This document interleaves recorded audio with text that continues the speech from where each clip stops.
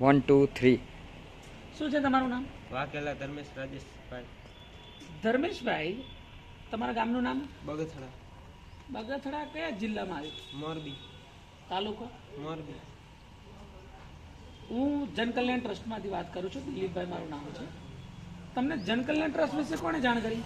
આમ તો સર મારા મમ્મી આવી રીતે ફેસબુક ઉપર અમિત સર હારે વાત કરતા હતા, એટલે અમિત સરે પૂછ્યું કે તમારો છોકરો કયા ધોરણમાં ભણે છે, કઈ રીતે શું કામ કરી રહી છે, એવી રીતના. પણ મારી મમ્મી આવી રીતના જાણકારી મને પહોંચાડી, એટલે પછી આમ ગ્રુપમાં જોઈન થઈને ચાલી રહ્યું છે. ઓકે, હવે હું એવું કહું છું કે તમને જનકલ્યાણ ટ્રસ્ટમાં ધોરણ 10ના ક્લાસ ભણી ચૂક્યા, બરાબર?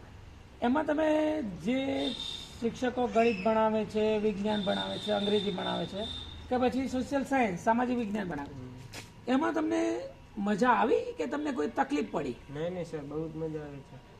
ઓકે, તમને એમાં ઓનલાઈન જે મટીરિયલ પૂરું પાડવામાં આવે છે, પ્રશ્નપત્ર છે, આઈએમપી પ્રશ્નો છે, પીડીએફ, એ બધું મળે છે તમને હા રેગ્યુલર?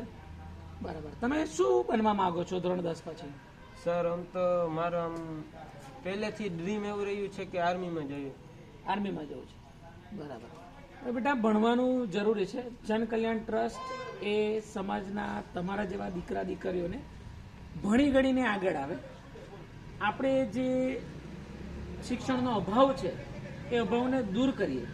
આપણે પોતે ભણીએ, જ્યારે ભણી જઈએ ત્યારે બીજાને પણ આવી રીતે મદદરૂપ કરીએ, અને એવી રીતે સમાજને એક બેઠો કરવાનો આપણે પ્રયત્ન કરી રહ્યા છીએ. એટલે અમે એવો પણ આશા રાખીએ છીએ કે આપણે બધા સાથે મળીને શિક્ષિત બનીએ અને શિક્ષિત બનાવીએ.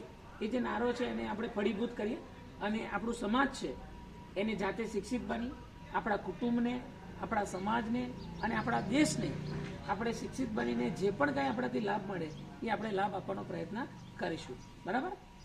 ઓકે, ધન્યવાદ ધર્મેશભાઈ.